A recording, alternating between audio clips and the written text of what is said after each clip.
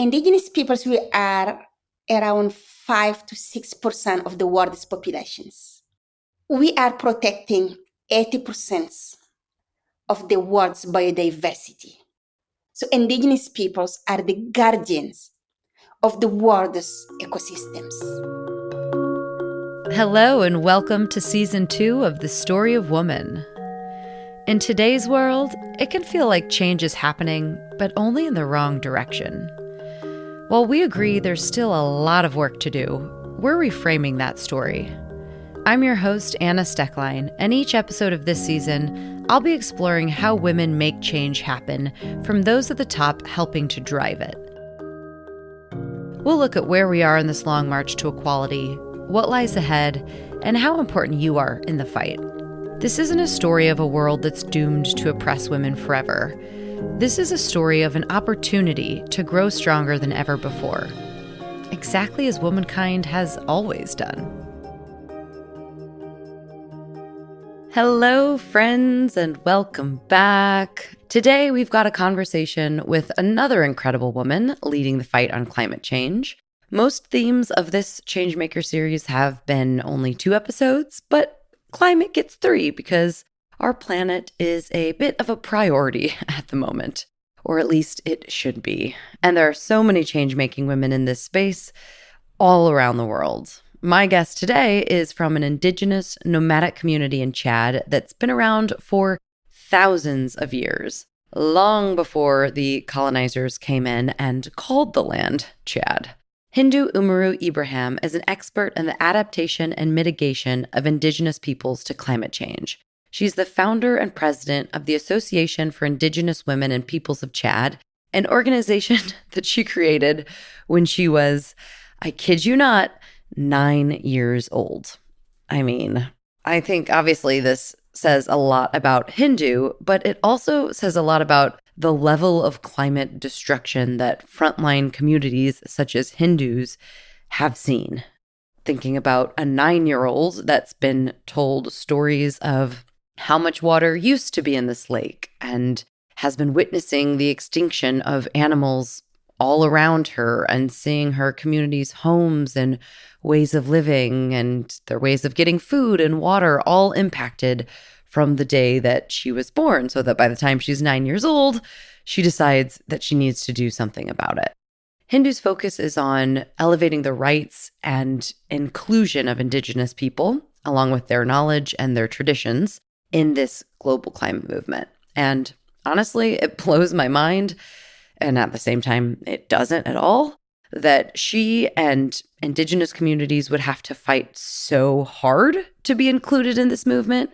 Indigenous people make up only 5% of the world's population, yet they are protecting 80% of the remaining biodiversity.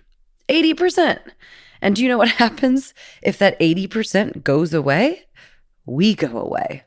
As Hindou says in our conversation today, if that happens, it's going to be very fast for the rest of humanity. Yet Hindou and others are having to fight tirelessly, not just against the natural forces that are decimating their homes and ways of living, but fighting for an opportunity to do something about it, for their voices to be heard and their knowledge to be listened to and used, and specifically for funding, or as Hindou puts it, for the keys of the car, to be the drivers of this fight, because they don't want to just be in the car so that the rest of us can continue driving it in the wrong way, as we've been doing all along. But don't worry, the conversation is not all doom and gloom. Hindou remains optimistic, and in our conversation today, she talks about why that is, what needs to happen to move this car in the right direction, and how important women are. Hindou's received the Pritzker Emerging Environmental Genius Award. She was named an Emerging Explorer by National Geographic and was appointed as a United Nations Sustainable Development Goals advocate. She serves as a member of the United Nations Permanent Forum for Indigenous Issues, a member of the Indigenous Peoples of Africa Coordinating Committee, and the Advisory Committee to the Secretary General's Climate Action Summit. And in 2019, she was listed by Time magazine as one of 15 women championing action on climate change. She and her community And communities like hers have been at this since the day they arrived on this planet. They have the knowledge and are on the ground doing the work. They are the true change makers of this moment, of this movement, which is the mother of all movements because, yeah, the planet. So let's hope and advocate for and vote and talk about and do whatever we can in our own spheres of influence to give Hindou and those on the front line the keys to this burning hot car that is driving in the wrong direction. That's all for me for now. If you like what you hear today, please rate and review the podcast wherever you listen. It really helps other people to find it. But for now, please enjoy my conversation with Hindou Oumarou Ibrahim.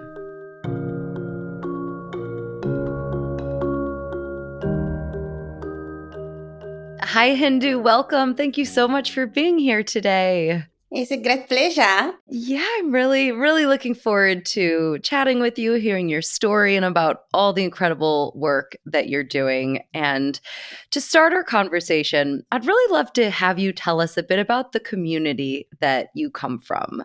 So, you're a part of a nomadic cattle herding community of people who have grazed the land around Lake Chad for millennia. And that's hard for most of us to kind of wrap our heads around, both in terms of living nomadically, but also living in communities that have been around for thousands of years. So, can you tell us a bit about your community? Help paint that picture for us about what life is like for you inside. My people call it Mbororo. So we are named after our cattle because we do hold a red cattle with the big horn. It is the unique one around all Africa. And it is the cattle that used to walk like kilometers and kilometers, thousands of them. So then we have been named after the cattle, so they call us Mbororo people. We are part of the bigger Fulani groups, but we is still the one who are keeping the culture, the traditions, and living in a remote area. So before the colonizations, it is all our land. Chad, Cameroon, Niger, Nigeria, Central African Republic, even to Sudan, and now to DRC. So because we are the peoples of the land, we do not know the borders. Before 60 or 70 years ago, that when the colonial come and decide to cut our land into pieces. So personally, from my own family, I found myself across the border. I have my direct cousin who got a Central African Republic nationalities, Cameroon nationalities, Niger nationalities, Sudan nationalities, and personally, as I get born in Chad, raised in Chad, so I got a Chadian nationality. And I found that so unfair because people do not understand the thousands of years that we live in harmony with the nature. And just to come and cut the land and break the family, I can say, because it is my cousin directly. So they get a different nationality. However, we have the beautiful history of living because we live in harmony across a different ecosystem. So I grew up between living in my community who are a cattle herders. So some of us are 100% nomadic to today, living from one place to another one to find water and pastures. So we can live up to 1,000 kilometers during a year and come back around the Lake Chad. And some of us lost their cattle due to the climate change, biodiversity loss, and also some conflict like the Central African Republic. And they become a semi-nomadic. So they settle in some space, and then during the rainy season, they are around the villages. During the dry season, the young man take the cattle and go very far away for at least between 3 and 9 months. And then they come back to the communities. So that means I come from a nomadic and semi-nomadic communities. And that helped me to get two culture growing up in my peoples where I understand how they are living, what they are standing up always for the land, for the nature, for the planet, and between going in the school in the city. So that's where I come from, and very proudly. So beautiful. And to put that into perspective, you mentioned you can move up to 1,000 kilometers within 1 year. That's roughly the size of California for all of our listeners to be able to envision that. So quite a lot of moving, and one can imagine the types of changes that you have seen living this type of life over the past few years, few decades. Obviously, your focus on environmental advocacy stems from a lot of this own firsthand experience witnessing the effects of global climate change on your community. You've mentioned a little bit already, but can you tell us about the types of changes that you have seen and in what kind of time frame living in this community? When you are living in the community that their life depends from the rainfall, you understand immediately the little change in your life. So my people follow the rainfall. When we got a good rain, that means our cattle can get the good pastures. And that means we can get milk, we can get butter from the milk, we can sell it, and our economy can go up, and we can find some food for ourselves, and we can be healthy. The opposite way of little things become a huge issue for the entire communities. And that is what we are living, because when people talk about the climate change impact or biodiversity loss, for me, I'm not reading that in the book or seeing that in a documentary just like held for 1 month of shot maximum. I lived that since I was young. So one of the examples I can share, when I was young and then playing with the kids in my communities, we used to play with a lot of colorful bears that now I'm seeing only like in some documentary of Amazon. So we play with those bears. We have a lot of grass. We have the rainy season that starts from the north going to the south, from the south coming to the north. So until 9 months of rains. So that means we have a lot of ecosystem and a lot of species. And now those kind of birds that I'm talking about, I'm seeing it like a dream. The blue, the red, the yellow that are chanting, playing just next to you. I do not see them anymore. So when we say we are losing 1 million of these species, for me, it's not a number. It is a reality that I left personally, not someone that taught me completely. And why it's changing? So the rainy season changed a lot for us. The rainy season become more and more irregular. It can come with a heavy rains that can flood everything, flood the crops, flood the pastures, flood the home of the peoples. And this is what is happening this rainy season in my hometown, Chad, but even in Nigeria, because of course the rain do not have any frontiers. People become homeless overnight. We never expected to have this kind of rain. My own brother's dad was sleeping and he wake up in a water and everything flooded.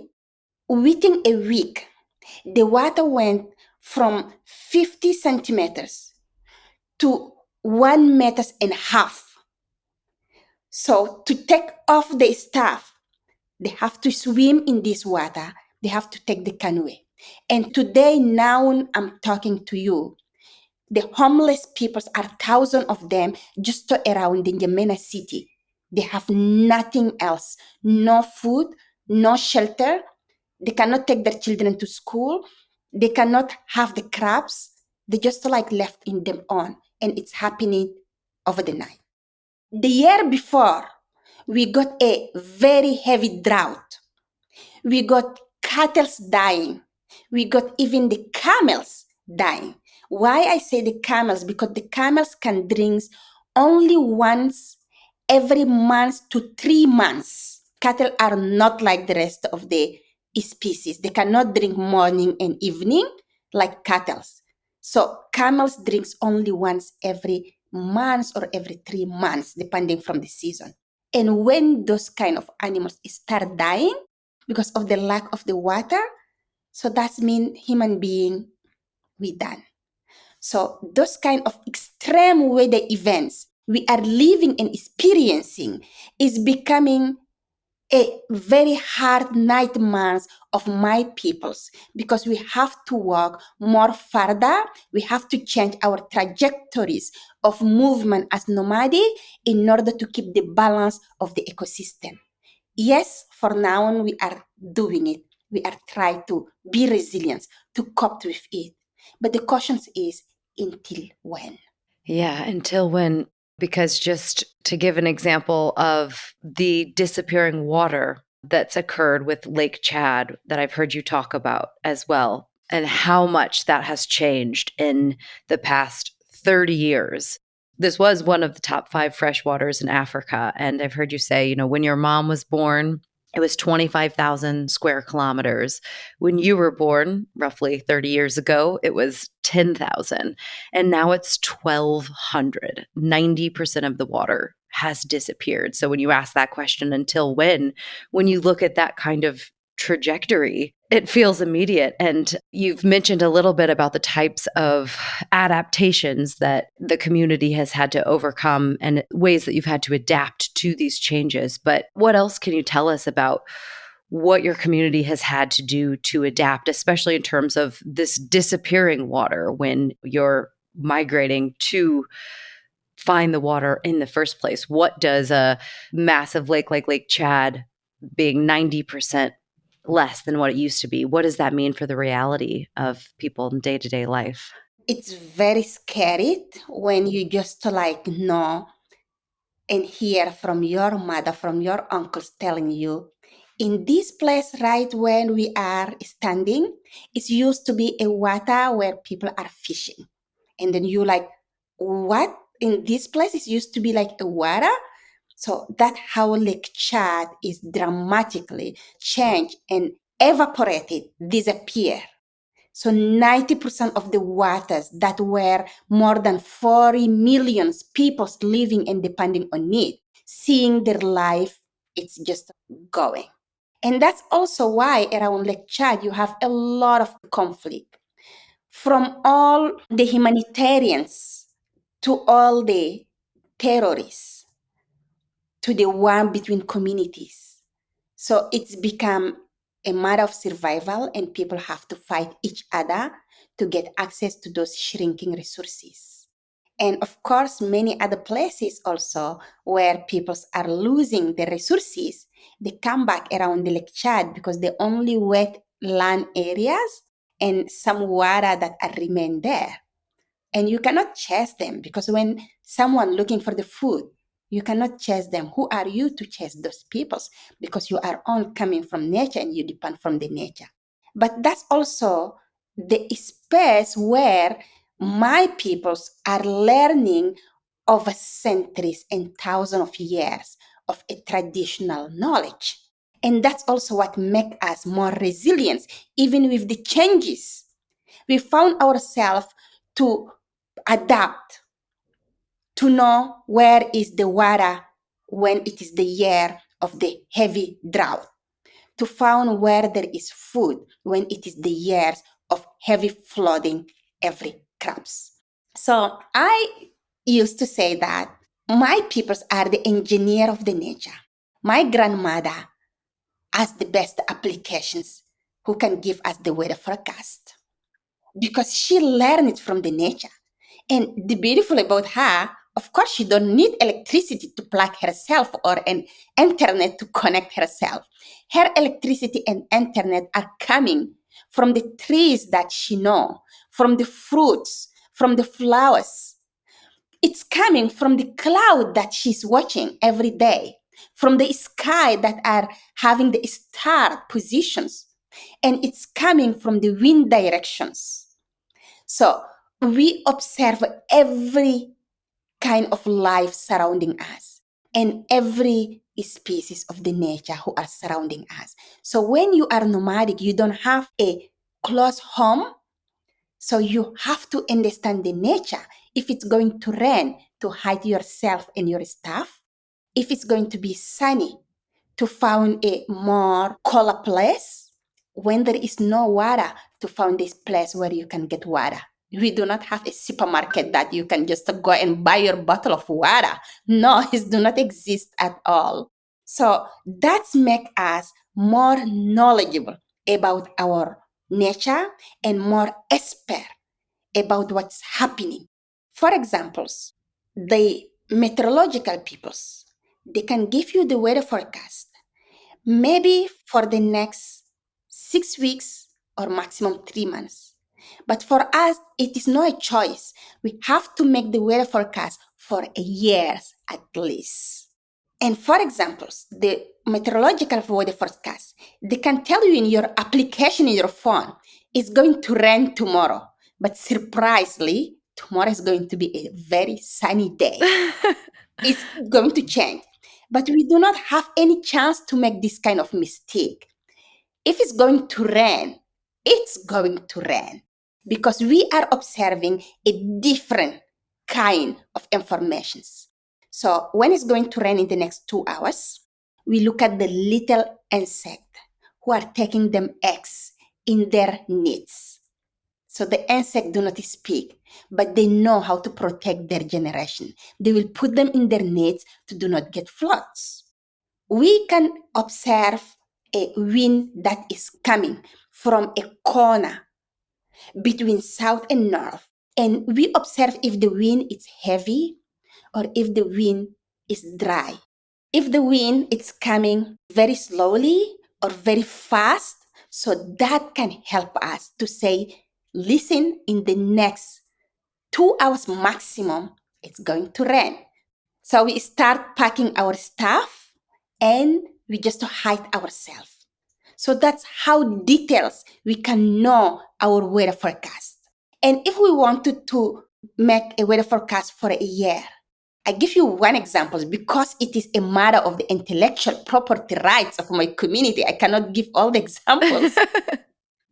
So one of the examples is we have some kind of birds who build their nests in the branches just in the water. Those birds, they live only in the water.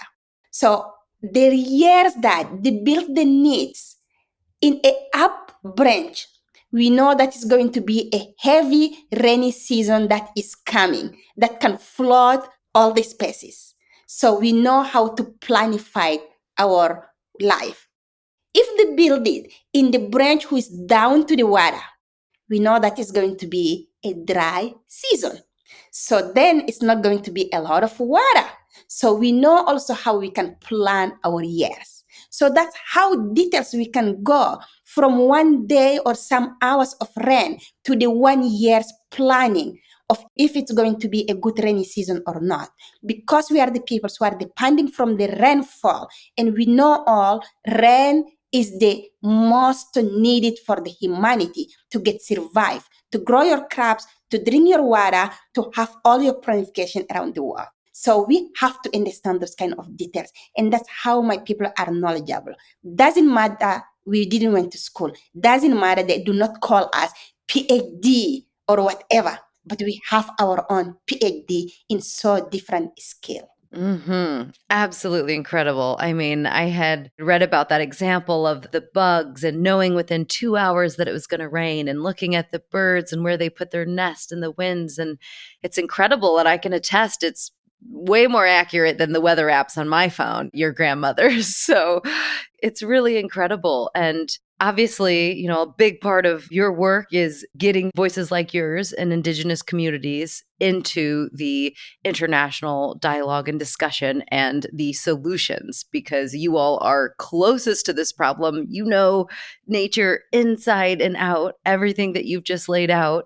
So let's talk about solutions for a minute. You said in your speech at COP26 that it took 25 COPs to understand what Indigenous people have known forever. Our planet is alive, soil is her skin, forest is her hair, rivers are her blood, and today the earth is sick.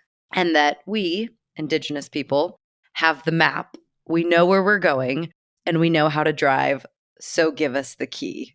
I think we can really all start to understand why Indigenous people are best placed to be driving the cars right now. But tell us about some of the knowledge and solutions that you see as most essential for addressing the climate crisis? Absolutely. Firstly, that the audience need to understand indigenous peoples, we are around 5 to 6% of the world's populations.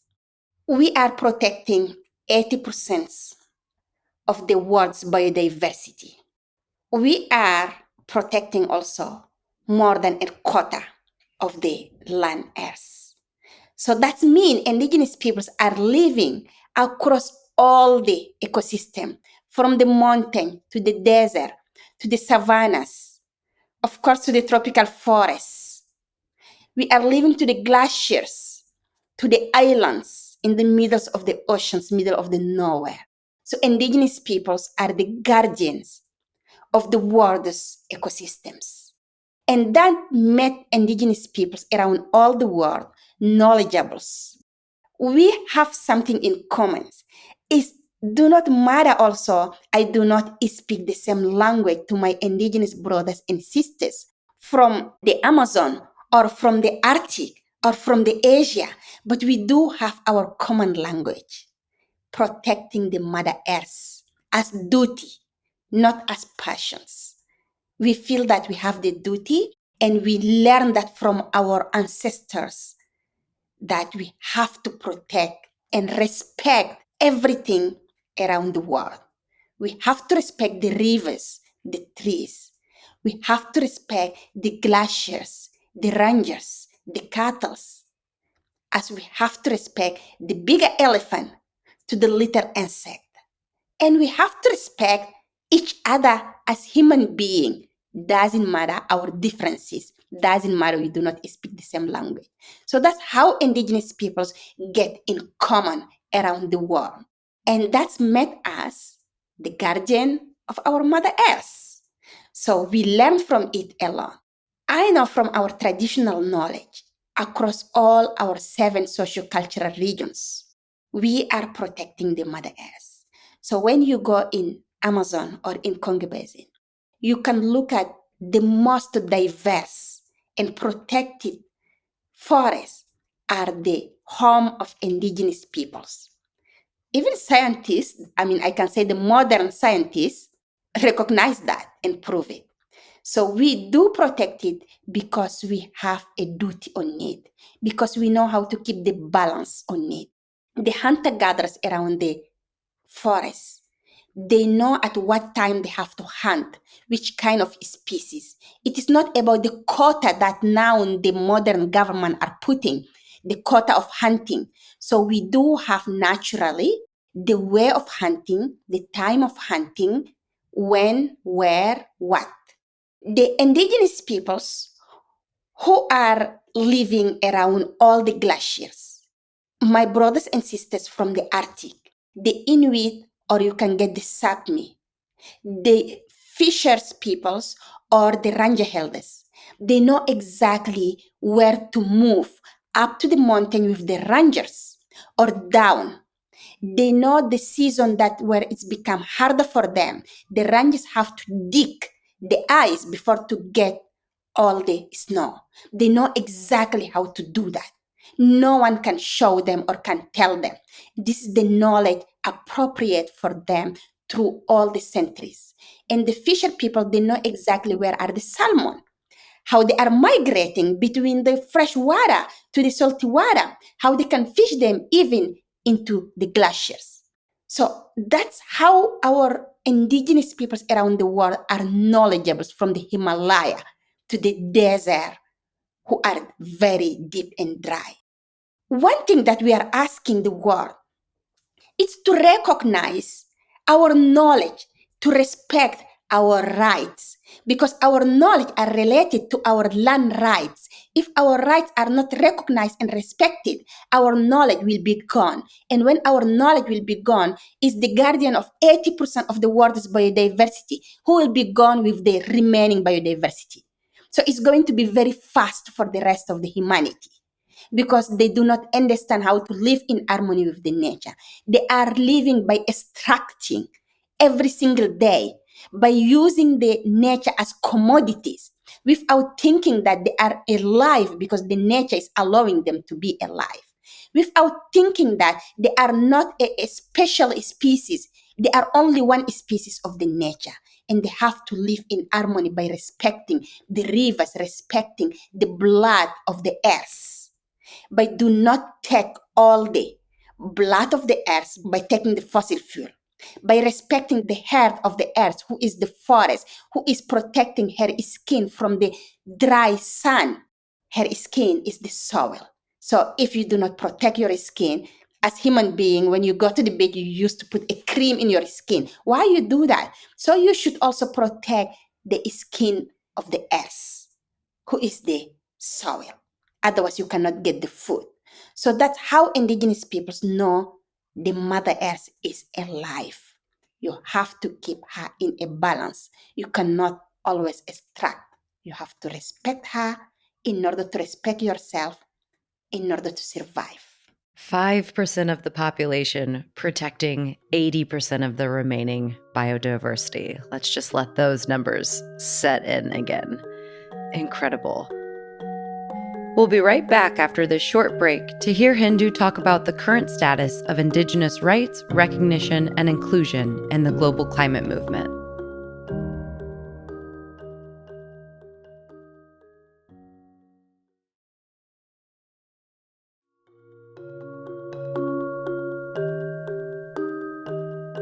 So I've heard you say this sentence before, which just resonates so true and I think is very powerful. You've said people still believe that Indigenous peoples represent the past, but let me tell you, we are the future.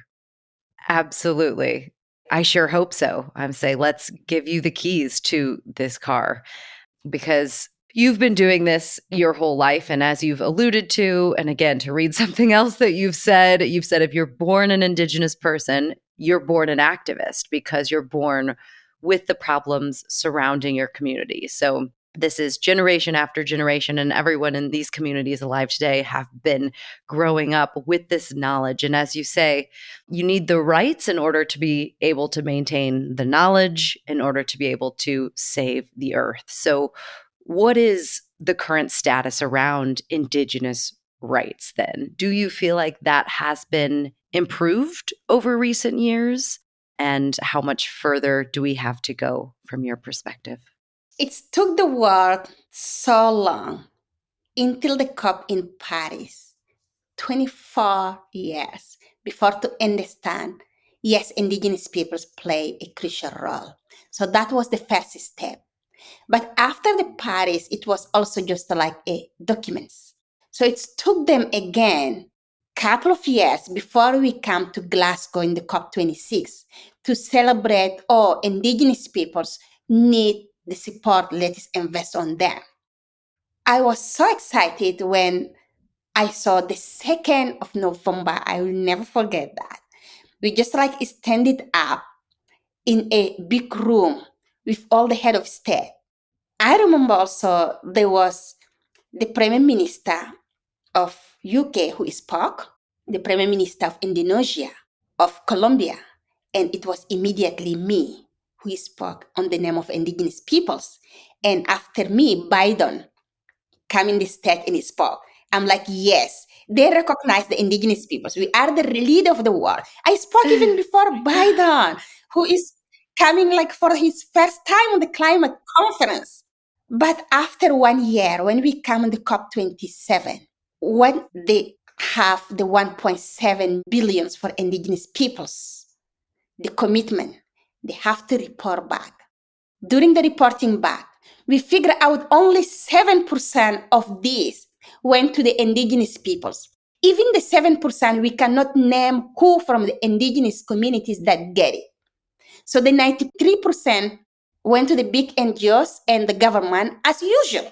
So the issue is not recognitions of the indigenous peoples are leader at the international level when we talk about climate change or biodiversity. The issue is to give us the key, wear us the key. We don't want it to be in the car just so you drive us in the wrong way as you did. So the investment on our names is not coming to our people. And this is so unfortunate because it's going to delay all the solutions that we are looking for. So what we are asking as Indigenous peoples, we are asking for direct access funding to our communities, to our peoples who do have the knowledge and who are doing the action on the ground. Why they cannot trust us just to give us the funding? Why when we say we protect the 80%, they are all agree? So if we protect the 80%, that means we can manage the little money that they are just putting in the tables. So we are the best who can manage it. Maybe the way that we are managing it is not the way that they get to school by putting the Excel sheet or thousand of report. But for us, it is not the matter of the Excel sheet of thousand of report. It is the matter of restoration of the nature that you can see by your eyes, but you cannot just read it somewhere. So my cousin who cannot do an Excel sheet, she can help to protect hectares and hectares of the ecosystem. So why they cannot trust us for the first time? Why they cannot put the cash in the table? We cannot live in the hopes. We cannot live in the commitment. We can live only when we have the real actions. It is not time of negotiations anymore. It is time of the action. That's what Indigenous peoples are looking for. But they also must play their roles. We cannot do everything in their place. They are the one who can stop the fossil fuel to shift to the renewable energy. They are the one who can do the right policies, to vote for the right peoples, who can change our planet, who can respect it. We cannot do that in their place. We can stand up as frontline, fight for our land, get killed as all what we are seeing, the environmental activists getting killing every single day. Yes, we assume that we will stand to our land. But they are the one who can stop the fossil fuel and shift to the renewable energy. They are the one who can stop all the duty building infrastructure to shift to the very friendly ecosystem build infrastructure, to give the future to their own children. Because as Indigenous peoples, we are building our future. We didn't wait for them. And we will be doing that because we do not have any other choice. And we believe on our Mother Earth to live in harmony with her. So they have to do their job because we are doing ours. 7% of funding to groups that are protecting 80% of biodiversity. It just seems so common sense. But it's Indigenous groups and it's also women and female-led organizations that are not receiving funding and not getting to drive the car when they should be driving the car. Because you advocate both for Indigenous rights and inclusion and also women's rights and inclusion. So I want to make sure that we talk about that aspect as well. From your standpoint and, within your community and everything that you've seen, what makes women well-positioned to lead in these efforts? And what is the reality there in terms of giving women the keys to drive the car? Actually, women are the best who can drive any car. About economy, about environment, about education, about health. Women are the best drivers. Look at COVID, who are standing up for all the world's communities, who are doing all the nurse issues. They are women. Look at during the COVID also who are doing education of the kids at home. They are women who are fitting the man, women who are fighting climate change when men leave the communities because they think that the solutions are outside. They are women. So women are the solutions in every communities, Indigenous or not. But sadly, women also are the most impacted when we talk about the climate, environment, and justice, and all the rest of the crisis. In my communities, the men who are farmers or who are pastoralists, during the dry season, most of them say, "You stay home, honey.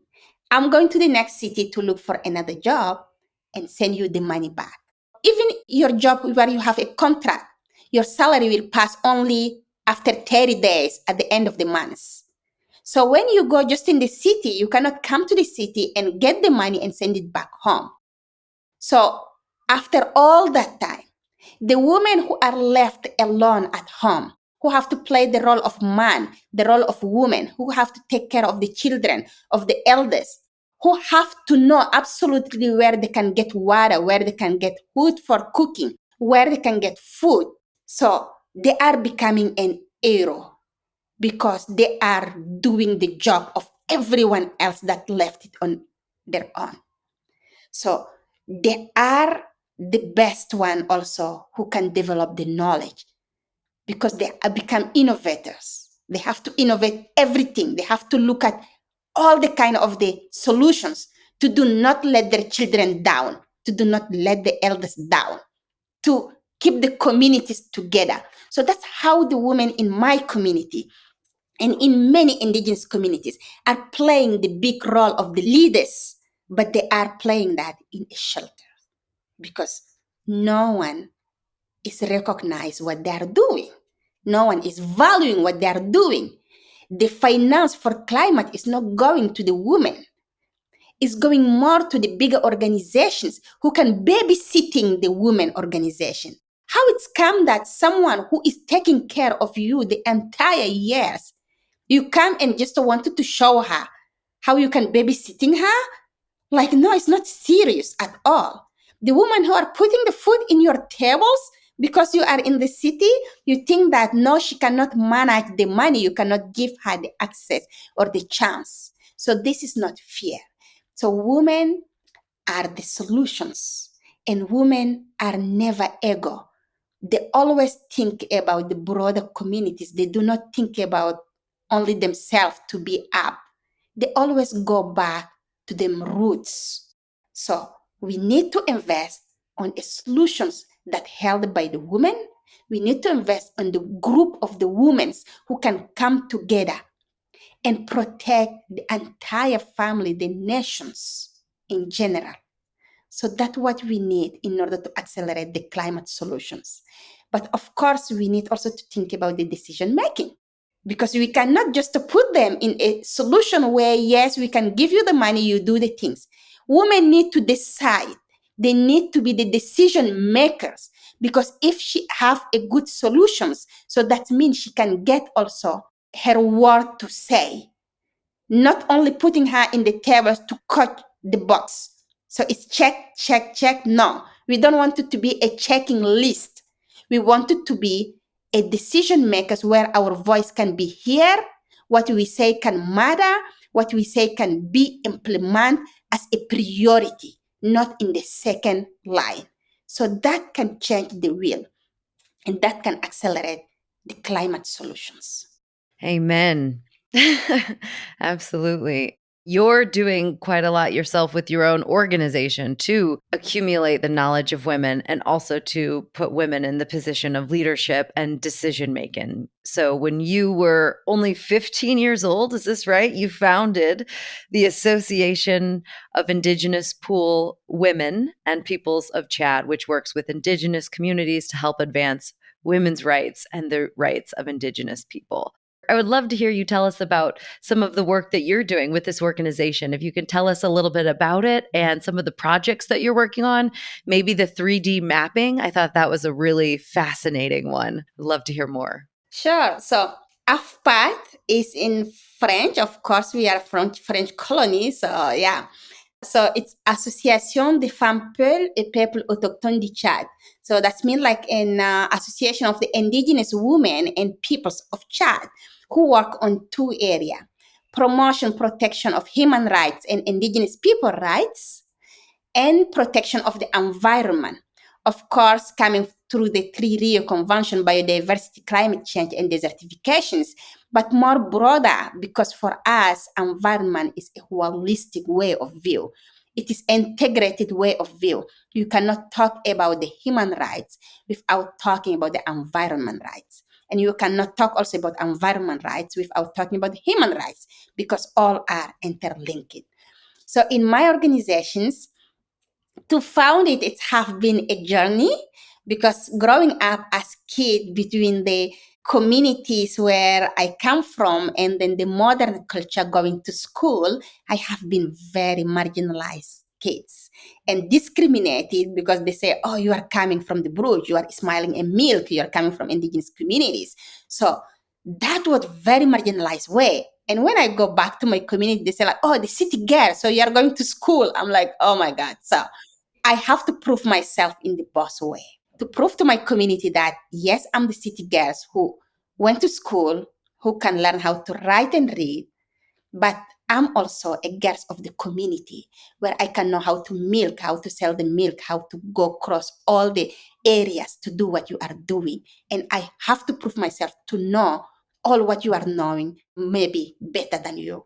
And at the school, I have to prove myself, yes, I'm coming from indigenous peoples. Maybe, yes, my people have milk, but I'm not showering with the milk. I do not smile the milk. So I have to show you that I can go to school. So that make me understand how lucky I am to understand the two culture and how my relative are so marginalized doubly because they didn't went to school. And that's what gave me the chance to say, I have to create a platform to give them a chance. The girl of my age who getting married in very early age. And when they get divorced, they do not have any other choice. So I work to create the associations. The association get his authorizations when I was 14, 15 years old.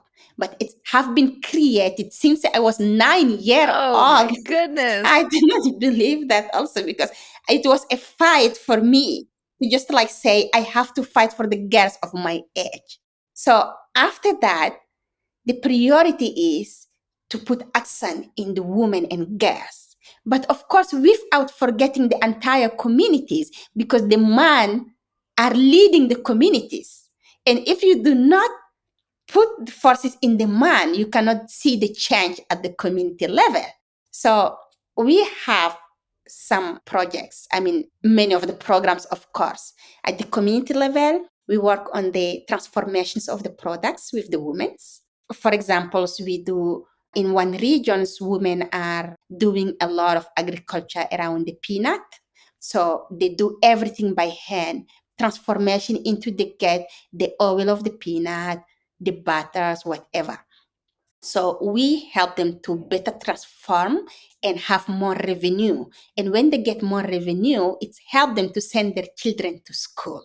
It is a project with different components, giving the autonomy financially to the women, help them to take the decisions to send their kids to school and to feed their families. In another project, we do agroecology, where they can help to sustain the ecosystem around the national park.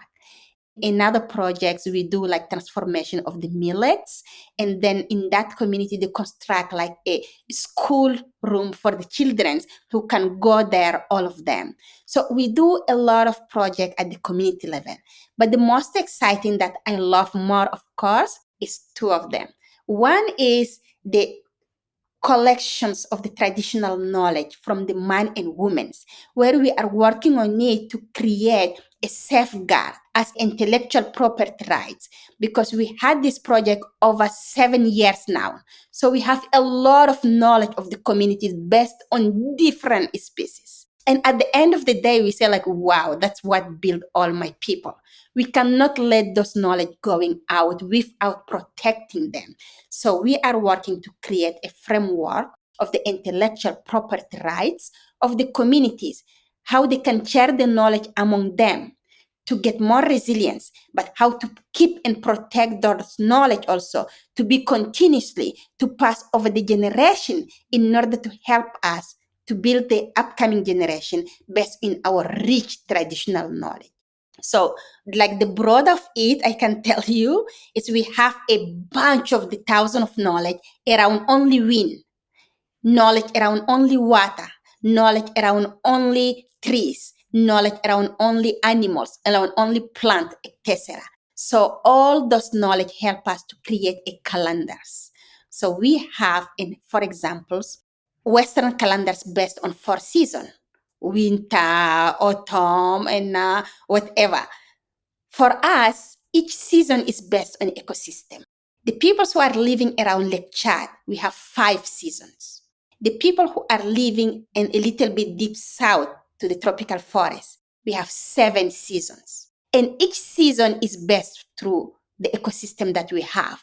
And each season is related to a specific knowledge transitions, and that help us to create our own vaccinations. So I love this project because I learn a lot from my people. My second favorite project is the participatory mapping. So we do a 2D and 3D participatory mapping. It is the exercise where we combine science knowledge, traditional knowledge, and technology. I give you one of the last example that we did. We mapped over 3,500 kilometers square of the land around Lake Chad. In this map, we mapped 2,056 islands, villages, and stopping points of the nomadic peoples. We did that by having a satellite map image, and then I print the map. I go to the community and we sit down. The satellite images, you look at it, you say like it's empty. There is nothing there. It's only an image. Maybe the best satellite image of the world cannot do the concurrence with the knowledge of my community coming from this land, because it is a living knowledge that we are putting in the map. But of course, the satellite imagery map give us a big repair. So we know where is the rivers. So the man come and put out the bigger repair. The rivers, the mountain, the green areas. That's it. The rest of the knowledge come. We map exactly where are the sacred forests. Inside the sacred forest, the trees that give us food, the trees that give us medicine, the trees we cannot touch because they are very sacred for us. We map the different water points that I do not know the name in English, French, or whatever language, only in my mother tongue, because it is not only like a river and wetland and whatever. We have so different kind of water point that we map on it. We map all the kind of cities where there is a school or not. We map the detailed traditional knowledge of all our communities there. And we agree with the communities which knowledge that we can make open, translate it, to share it, and which knowledge we can keep for ourselves. At the end of the day, the map help us to figure out where are the resources, how we can better manage it, how we can better share the resources to mitigate the conflict between the communities over the resources. Because what is happening, people are fighting to get access to the shrinking resources. And with the map, they know exactly how they can better share it and how they can better reconcile themselves without fighting to the death.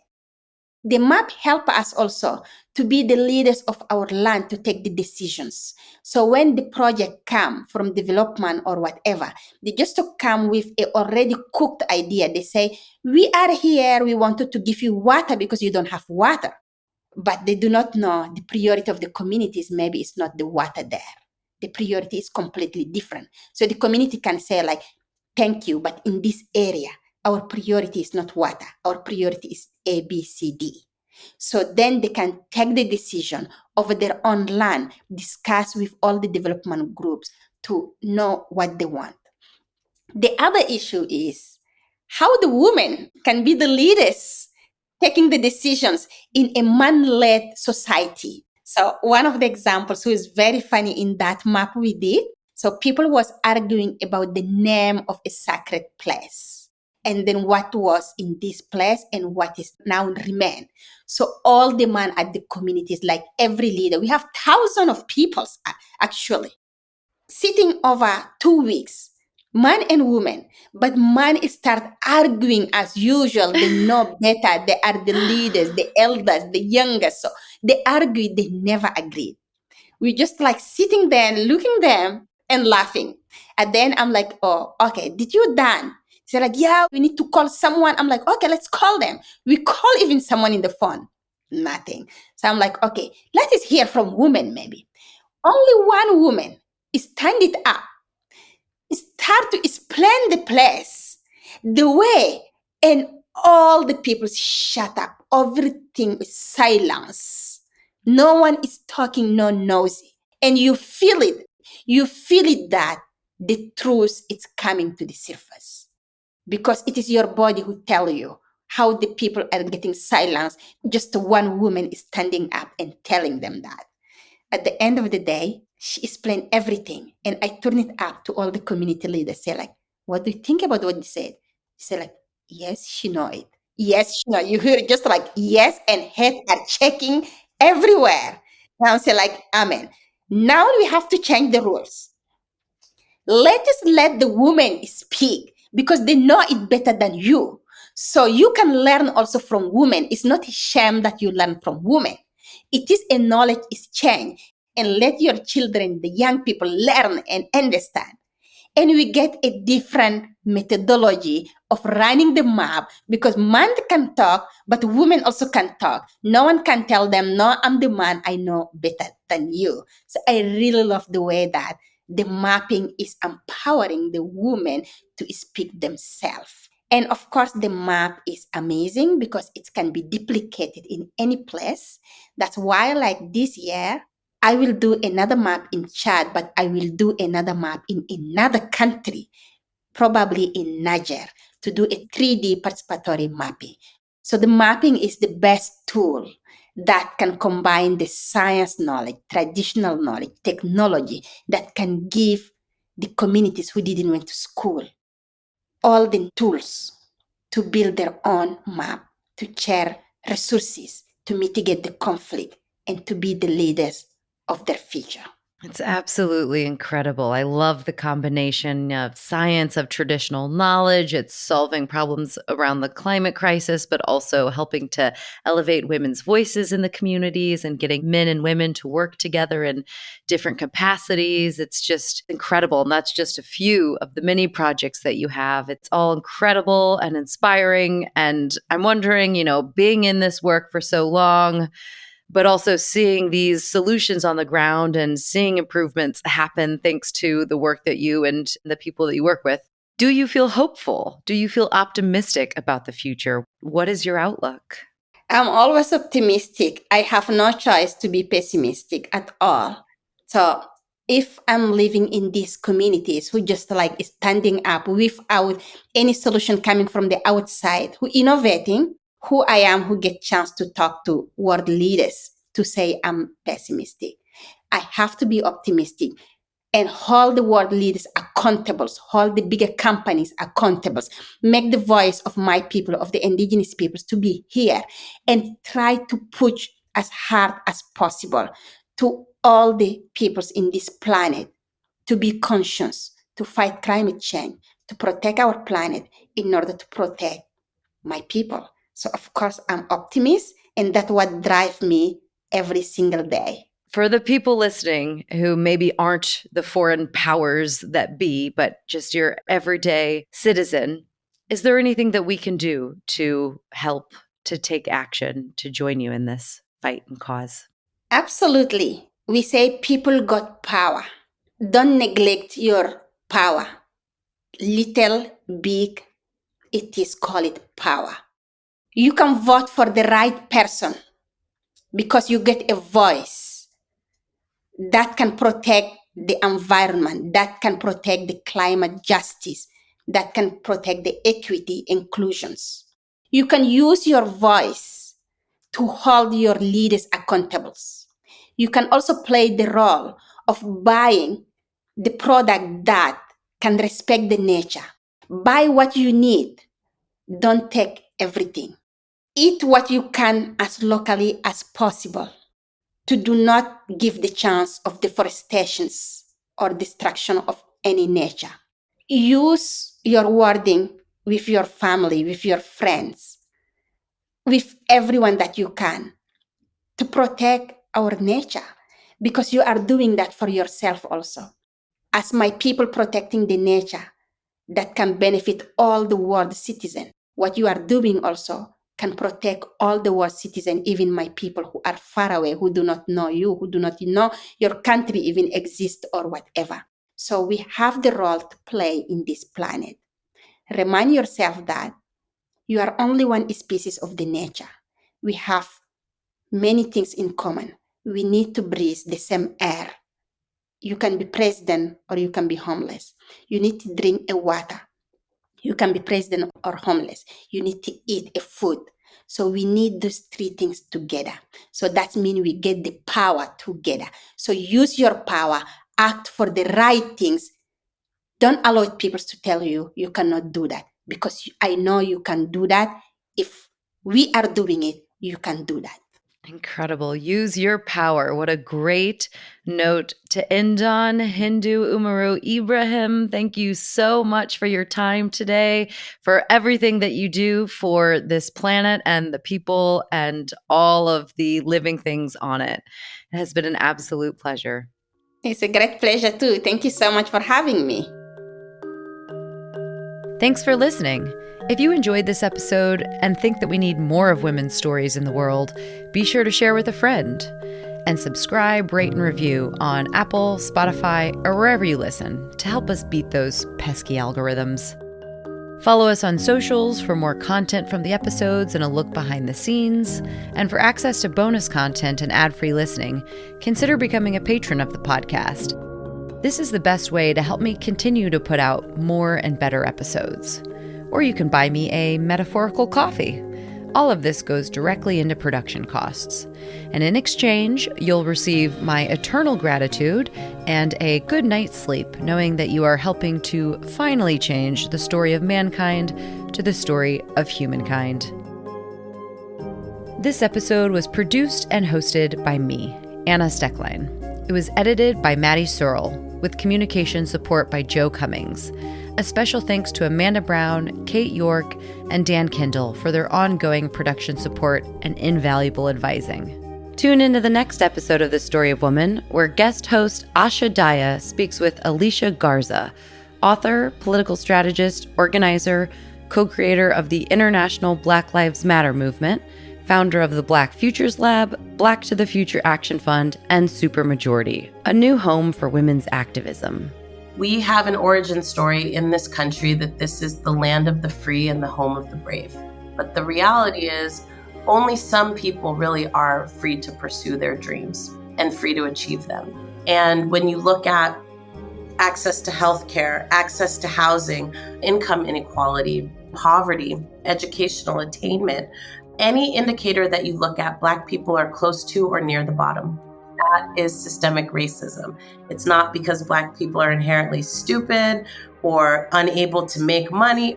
Actually, there are all these things in our society and our economy and even in our government that are designed to keep Black folks away from resources and wealth.